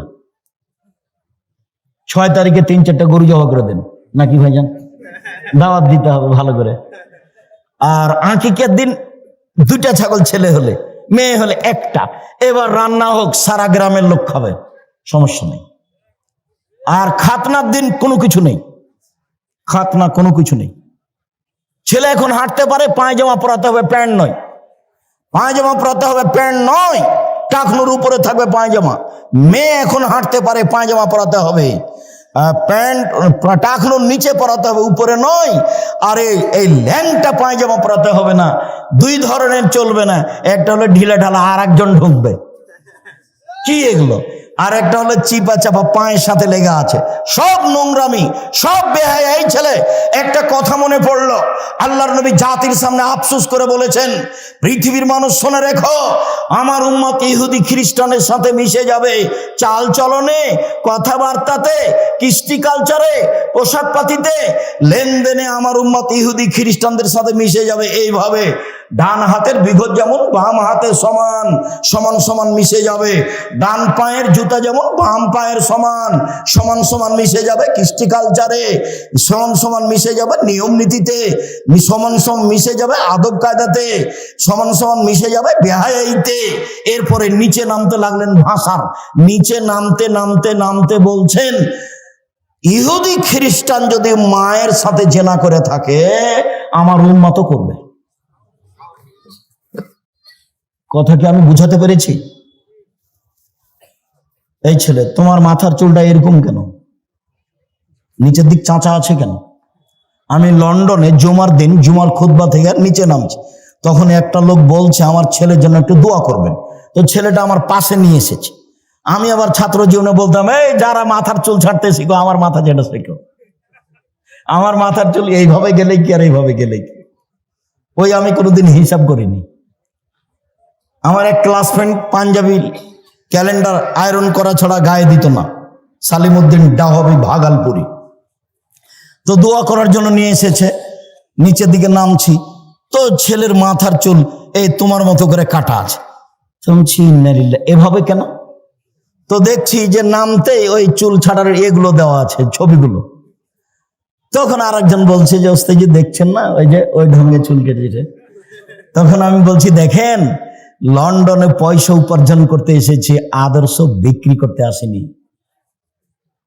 লন্ডনে পয়সা উপার্জন করতে এসেছি, আদর্শ বিক্রি করতে আসেনি। আদর্শ বিক্রি করব না।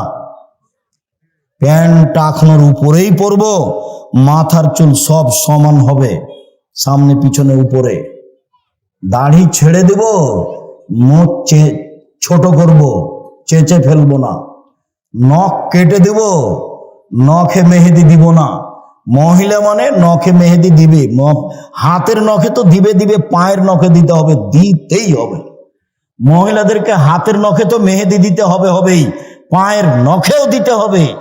যেভাবে দিলে দেখতে ভালো লাগবে সেভাবে দিবে। পুরুষের সুগন্ধি জাত দেখতে পাওয়া যায় না, গন্ধ পাওয়া যায়। পুরুষের সুগন্ধি জাত দেখতে পাওয়া যায় না, গন্ধ পাওয়া যায়। পুরুষের সুগন্ধি জাত দেখতে পাওয়া যায় না, গন্ধ পাওয়া যায়। নারীদের সুগন্ধি জাত দেখতে পাওয়া যায়, গন্ধ পাওয়া যায় না। নারীদের সুগন্ধি জাত দেখতে পাওয়া যায়, গন্ধ পাওয়া যায় না। নারীদের সুগন্ধি জাত দেখতে পাওয়া যায়, গন্ধ পাওয়া যায় না। বিউটি পার্লারে যা কিছু আছে সবই ব্যবহার করতে পারে, তবে বাড়িতে বিউটি পার্লারে নয়।